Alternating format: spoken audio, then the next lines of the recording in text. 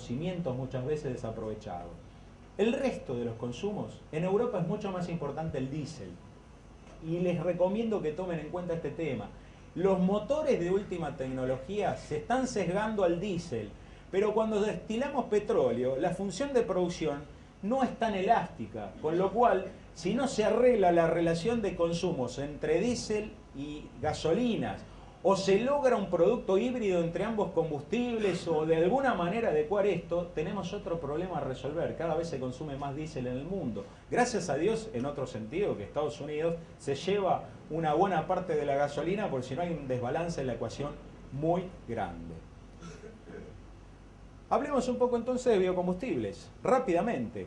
Aclaro que después va a haber un periodo de consultas, Carlos, y si surgen dudas posteriores, con mucho gusto las podemos atender. Veamos qué es el biodiesel. Cuando el alemán Diesel crea el motor diésel, lo hace funcionar con aceite de maní, aceite de cocina.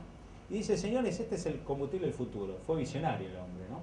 Cuando empieza a andar ese combustible en los motores de antes, empiezan a registrarse problemas. Entonces, los investigadores, si me permiten el recuerdo, los neurus de aquella época, empezaron a ver alternativas para mejorar la performance del aceite. Surgieron varias, algunas de enorme importancia futura como la pirólisis, que no se pudo resolver, el calentamiento a altas temperaturas en ausencia de oxígeno, que genera combustibles sintéticos. Esto es el futuro también, pero fue descubierto hace muchos años. La Biblia dice que no hay nada nuevo bajo el sol, ¿no es cierto? Hace muchísimos años, es conocimiento de atrás. Y apareció la transesterificación, este término tan difícil. Yo soy contador, así que no quiero invadir incumbencia de los ingenieros. Pero ¿qué es la transesterificación? Los aceites vegetales o grasas animales son triglicéridos. Dentro de estos productos, en todos los casos, hay cadenas de ácidos grasos de distinta índole.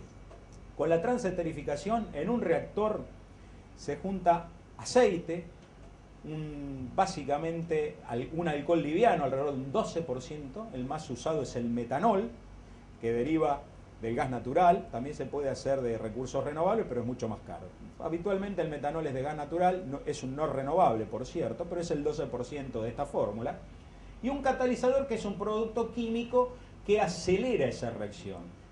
Con tecnologías más modernas se puede evitar el catalizador, hay que trabajar con otra presión, es un proceso supercrítico, otra temperatura, pero lo habitual es esto, la transesterificación.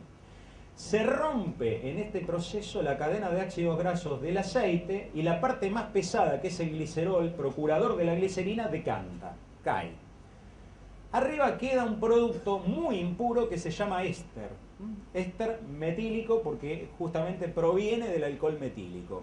Lo de abajo es glicerol impuro con una serie de impurezas que, valga la redundancia, provienen de los insumos que se utilizaron. Aceite que no reaccionó, que puede quedar una parte arriba, otra más abajo. El catalizador, se forma agua y demás. Lo de arriba es el éster. Resulta que hace muchos años se empezó a decir que en realidad no había que tener tecnología para hacer biodiesel, que esto lo podía hacer uno en el fondo de la casa. Y así nació el concepto de lo que se conoce en el mercado como licuadora.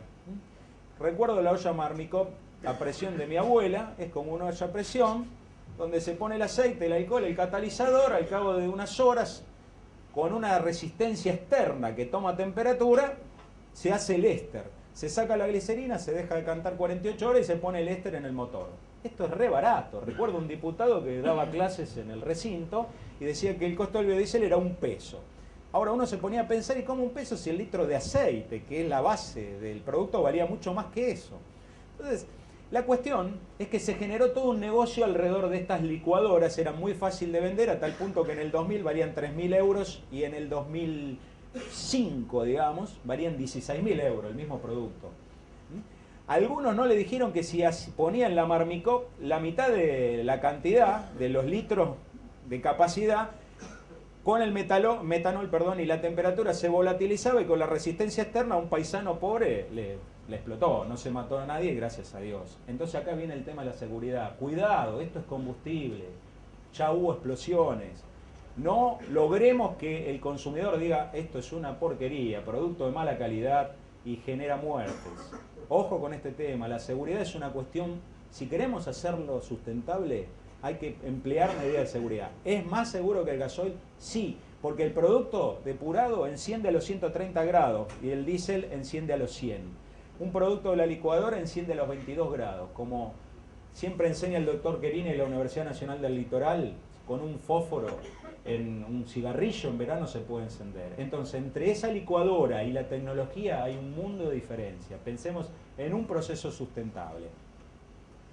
El glicerol hay que depurarlo. Se puede llegar a glicerina calidad farmacopea, que es un producto de enorme importancia en la industria. Pero hay que tener, básicamente, facilidades industriales. Pasemos al bioetanol.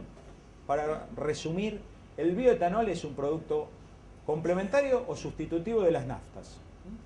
No es ni más ni menos que el producto que seguramente ustedes tienen como yo en el botiquín de casa para usos medicinales. Ese alcohol etílico es esto.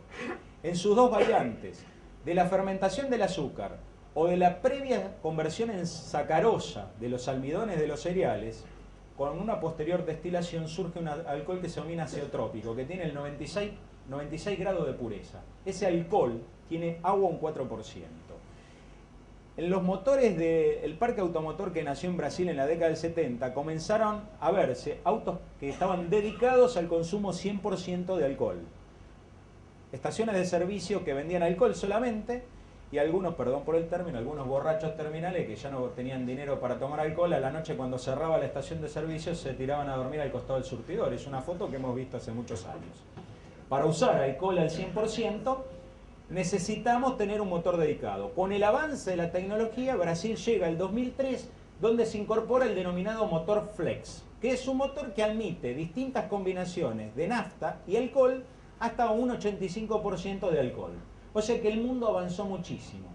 Si el alcohol se corta con gasolinas, hay que desnaturalizarlo, es decir, hay que lograr un alcohol absoluto que no va a contener el 4% de agua. Hay distintos procesos, el más moderno es el de los tamices moleculares, pero bueno, es meterse en el tema de química que no pretendo hacerlo. Hay mucho para hablar.